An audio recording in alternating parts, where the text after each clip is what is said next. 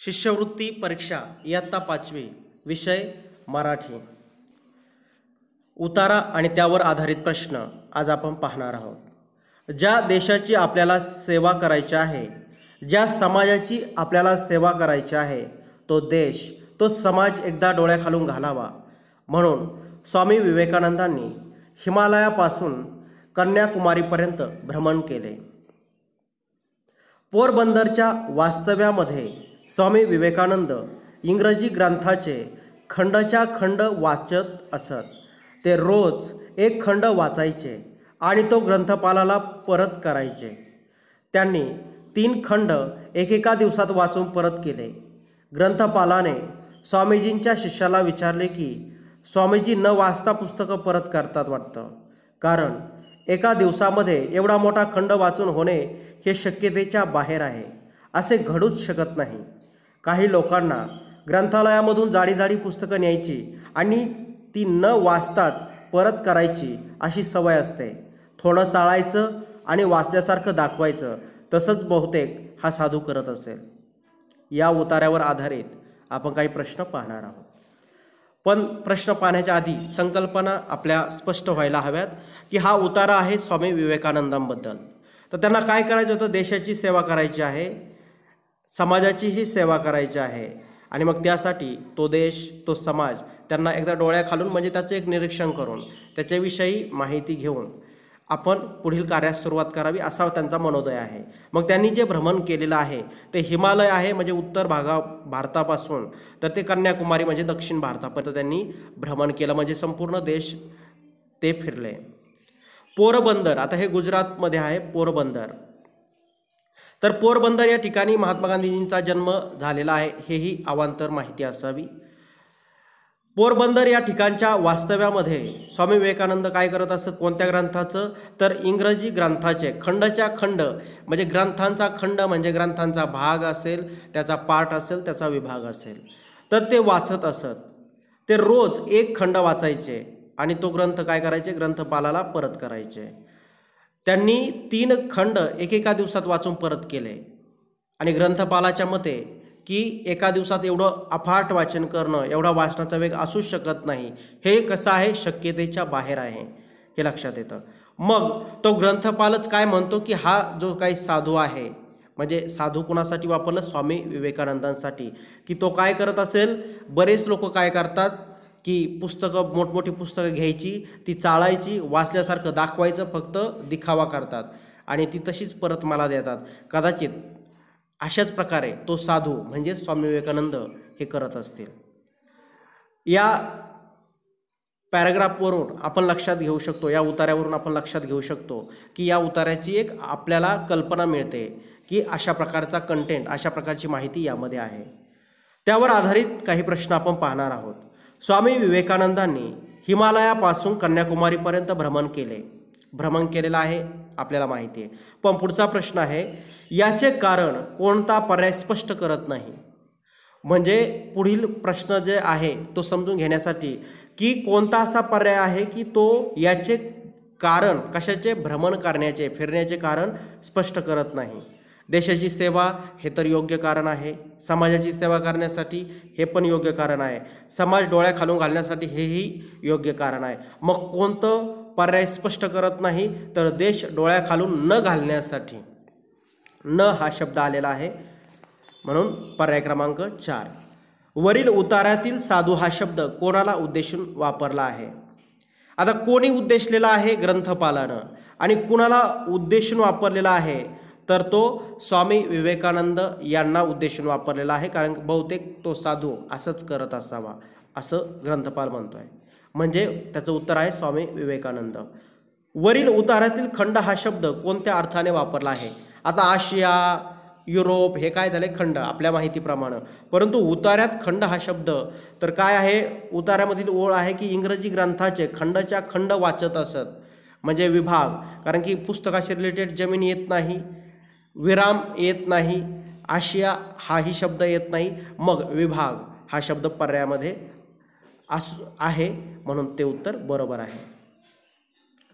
त्यानंतर पुढील प्रश्न आहे की खाली दिलेली बातमी लक्षपूर्वक वाचा व त्यावर आधारित प्रश्नांची उत्तरे पर्यायातून लिहा. 20 डिसेंबर उतरोली तालुका भोर उतरोली येथील जिल्हा परिषद प्राथमिक शाळेत 10 दिवसांचे चित्रकला शिबिर नुकतेच संपन्न झाले. किती दिवसांचे? 10 दिवसांचे शिबिर संपन्न झाले म्हणजे झालेलं आहे. 19 डिसेंबर रोजी दुपारी 4 ते 6 या वेळात शिबिराचा समारंभ साजरा झाला. म्हणजे समारंभ सुद्धा झालेला आहे 4 ते 6 यावेळी 19 डिसेंबर. या शिबिराची सांगता प्रसिद्ध चित्रकार श्री अविनाश शिवतरे यांच्या प्रात्यक्षिक मनोगताने करण्यात आली. आपल्या जीवनातील कलेचे महत्त्व सांगताना प्रत्येकाने कोणती ना कोणती कला शिकणे आवश्यक आहे हा विचार त्यांनी आपल्या मनोगतातून व्यक्त केला. समारंभाचे अध्यक्षस्थान प्राथमिक शाळेचे मुख्याध्यापक श्री सदाशिव शिंदे यांनी भूषवले. कला शिक्षिका श्रीमती सुनीता सोमन यांनी प्रमुख पाहुणे व उपस्थितांचे आभार मानले. या निमित्ताने सर्व 25 विद्यार्थ्यांच्या चित्रांचे प्रदर्शन भरवण्यात आले होते. त्याला रसिकांचा उदंड प्रतिसाद मिळाला. आता यावर आधारित काही प्रश्न आपण पाहणार आहोत. शिबिरार्थींनी शिबिरात शिकलेली कला कोणती? वरील बातमीमध्ये येतं की चित्रकला. शिबिर सुरू झालेली तारीख किती आहे? 10 डिसेंबरला सुरू झालेला आहे आणि ते संपलेलं कधी आहे, किती तारखेला ते सुद्धा त्या ठिकाणी दिलेलं आहे की समारोप कोणत्या दिवशी आहे, 19 डिसेंबर रोजी. त्यानंतर 10 डिसेंबर ही तारीख त्या ठिकाणी आहे का नाही, परंतु आपल्याला उल्लेख आहे 10 दिवसांची चित्रकला शिबिर नुकतेच, म्हणजेच काय 19 डिसेंबर रोजी जर समारोप असेल तर 10 दिवस आपल्याला मोजायचे आहेत. त्यानंतर शिबिराला प्रमुख पाहुणे म्हणून कोण लाभले होते? कोण? अविनाश शिवतरे. खालीलपैकी विशेषण असणारा पर्याय निवडा. विशेषण म्हणजे नामाविषयी विशेष माहिती देणारा शब्द.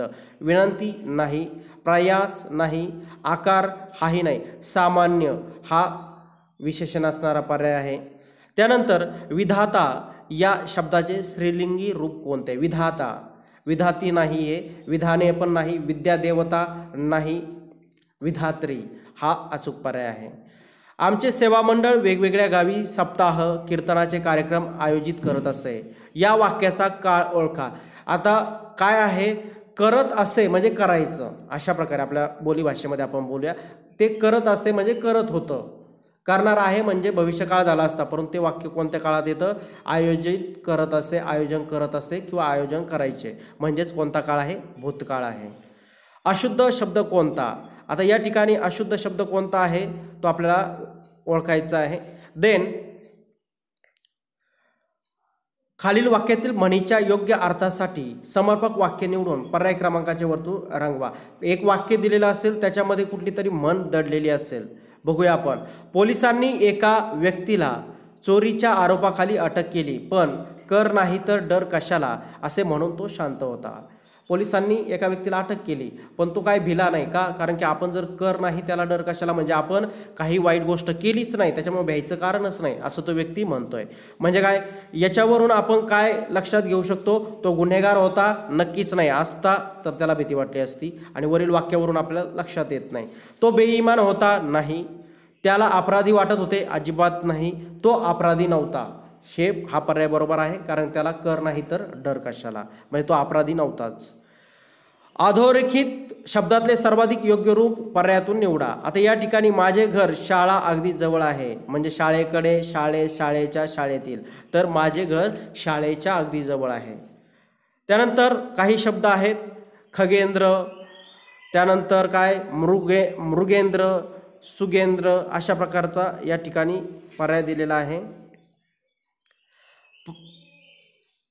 त्यानंतर परवा राहुल आणि अविनाश यांच्यात मोठे भांडण झाले. म्हणजे काय? या वाक्यातील अधोरेखित शब्दासाठी कोणता अलंकारिक शब्द वापराल? आता मोठं भांडण झालं याच्यासाठी काय? खडाष्टक, जोराचे भांडण, 36चा आकडा. जोराचे भांडण झाले, मोठे झाले, समानार्थी आपण वापरू शकतो, परंतु ते अलंकारिक शब्द पाहिजे. 36चा आकडा म्हणजे अगदी वैर असणं, हाही नाही आहे. खडाष्टक म्हणजे हाही नाही. मग खडाजंगी भांडण झालं, अतिशय मोठं म्हणजे खडाजंगी. त्यानंतर खाली दिलेला प्राणी ओळखून पिल्लूदर्शक व घरदर्शक शब्दाची अचूक जोडी ओळखा. चित्रात दिलेला प्राणी जो आहे तो घोडा आहे. मग काय त्याच्यातलं काय? पिल्लूदर्शक काय आहे? घोड्याचं शिंगरू. आणि घोडा कोणत्या ठिकाणी राहतो? तबेल्यामध्ये राहतो. त्यानंतर प्राण्यांच्या तळव्याच्या खालचा कठीण भाग जो आहे त्याला काय म्हणतात? पंजा, ठसा, खूर, नख्या. तर प्राण्यांच्या खालचा जो आहे त्याला खूर असं म्हटलं जातं. काय म्हटलं जातं? खूर. त्यानंतर चुकीच्या अर्थाचा पर्याय ओळखा. या ठिकाणी ठोक म्हणजे मार, घाऊक बरोबर आहे. भाव, भक्ती, किंमत, दर, भावना हेही बरोबर आहे. अंक म्हणजे संख्या आणि मांडी. तर या ठिकाणी ध्यान हा शब्द आहे, त्याचे अर्थ चुकीचे आहेत. भस्म, अंगारा, रक्षा. त्यानंतर आहे थट्टी म्हणजे तात्पुरते बांधलेले छप्पर. प्रचिती म्हणजे प्रत्यक्ष. घरापुढची मोकळी जागा म्हणजे परस. शुभ्र म्हणजे पांढरे. तर समानार्थी शब्दाची चुकीची जोडी कोणती नाही हे विचारलेलं आहे. म्हणजे काय? शुभ्र पांढरे ही नाही आहे. भर दुपारची वेळ असल्यामुळे सूर्य आग लावत होता, आग ओकत होता, आगीत तेल टाकीत होता, आग विझवत होता. तर आग ओकत होता. अतिशय खूप उष्णता होती. वाक्यातील चुकीचा भाग ओळखून योग्य तो पर्याय लिहा असं विचारलेलं आहे. त्याचा तो भाऊ शिक्षक आहे. मग काय रे? त्याचा भाऊ शिक्षक आहे. काय? त्याचा भाऊ शिक्षक आहे हा शब्द पाहिजे. त्यानंतर जागतिक पर्यावरण दिन कधी असतो? पर्यावरण दिन 5 जून. खालीलपैकी वाक्प्रचार व त्याचा अर्थ यातील विसंगत जोडी ओळखा. या ठिकाणी 10 होणे, पैसे मिळणे नाही, अजिबात नाही. हा चुकीचा पर्याय म्हणजे हे उत्तर आहे. धुंडाळणे म्हणजे शोधणे, पलटी होणे, उलटणे, फेर म्हणजे गोल गोल फिरणे. 10 होणे, पैसे मिळवणे हा उल्लेख नाही. त्यानंतर म्हणजे काय? याचा अचूक पर्याय आहे विसंगत जोडी कोणती? 10 होणे, पैसे मिळणे. ट्रान्सलेशन आपण मराठीमधून इंग्रजीमध्ये भाषांतर करतो म्हणजे ट्रान्सलेशन करतो. We translate this content Marathi to English किंवा इंग्लिश टू मराठी. त्याला ट्रान्सलेशनला मराठी शब्द आहे भाषांतर करणे. कुठल्याही दिलेल्या वाक्याचं जे काय असेल ते भाषांतर करणे. तर विद्यार्थी मित्रांनो, अशा प्रकारे आपण वेगवेगळे शब्द त्याचबरोबर समानार्थी, विरुद्धार्थी आणि परीक्षेमध्ये काय काय विचारू शकतात याचा आपण अभ्यास केलेला आहे. त्यानंतर